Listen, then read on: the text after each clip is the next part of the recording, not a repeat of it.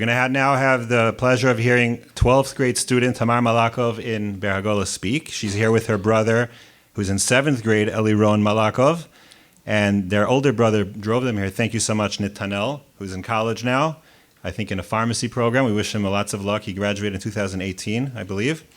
And Tamar is going to speak. After Tamar speaks, we are going to present this. This plaque is going to be going up. We're dedicating a classroom, one of the few remaining classrooms in Hagolah that hasn't yet been dedicated, is yet to be dedicated. We are dedicating it in recognition of Lenore and Glenn's 40 years, 30 years of non-stop work. Mrs. Kaufman tells me how Lenore doesn't stop. We're dedicating a classroom in their honor and to show our appreciation. And following that is going to be the highlight. Lenore is going to speak. So, Glenn and Lenore. So I call upon Tamar Malakov, 12th grade student in Hagolah.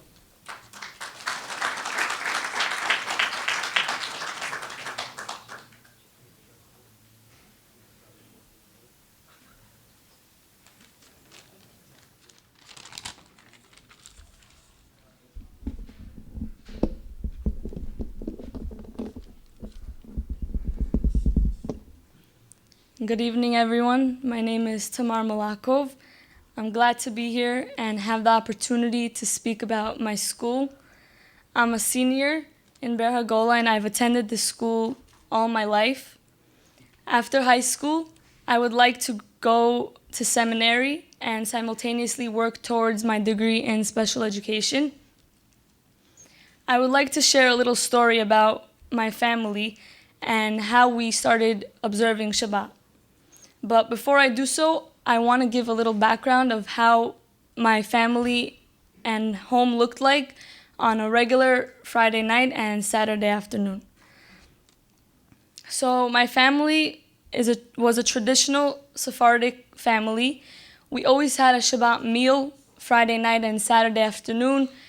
And if we would go over to guest's house on Friday night, we would drive back home on the car. And we would use our phones, go on the TV. And my brother, Nathaniel, when he turned bar mitzvah, he also attended Hagolah before that, but when he turned bar mitzvah, he started to learn in school about keeping Shabbat, and he really wanted to take it upon himself to start keeping Shabbat. So my younger brother and I, we looked up to him and we followed in his footsteps and slowly started to keep Shabbat. We started to go to the park with our cousins instead of watching TV. We started to play board games and kind of keep each other busy. And my cousins, they came along with us. We always spent Shabbat together with my cousins and my grandparents. And my cousins and I, we followed as well in his footsteps. And only us kids at first started keeping Shabbat. And our parents respected that. However, they still would watch TV and use their phone, but they respected the fact that we wouldn't. And we are very grateful for that. And slowly, our parents started to see how beautiful it was and how meaningful it was that we started keeping Shabbat. And we would tell them, we would come home every week and tell them, you know, this week we learned you're not allowed to boil water on Shabbat. You're not allowed to rip toilet paper on Shabbat. And our parents were like, wow, we wouldn't have known if you wouldn't have told us. It's so beautiful. And our parents appreciated that we were coming home with good knowledge, and they wanted to also kind of start keeping Shabbat. So first they stopped watching TV and using their phones on Shabbat. And that was hard, but it wasn't easy for any of us. And it wasn't that we went from zero not keeping Shabbat at all to all the way keeping Shabbat all the way. It wasn't like that. It took a lot of time. And our parents and my aunt and uncle and grandparents, they had each other to entertain and to keep each other busy. So they would go on walks on Shabbat. They would talk, they spent quality time, and our family eventually started to fully keep Shabbat. My cousins would come home every week on Shabbat after school, and my siblings and I as well, and we would tell our parents what we learned in school and how we learned about the beauty of keeping Shabbat. And it was kind of like a ripple effect where first my older brother started keeping Shabbat, then I started with my younger brother, and we got our cousins to come along with us.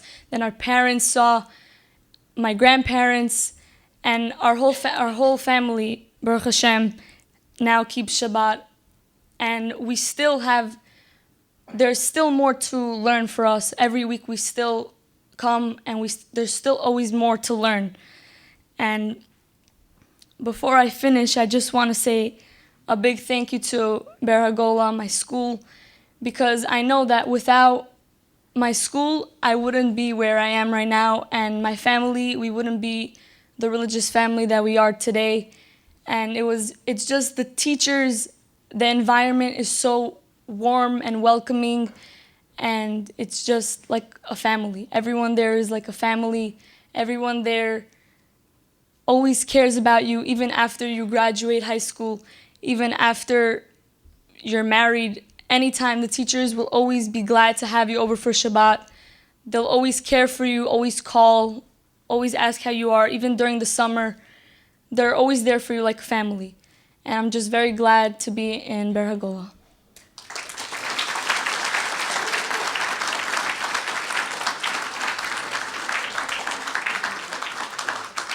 Thank you so much, Tamar. Wow, that was beautiful.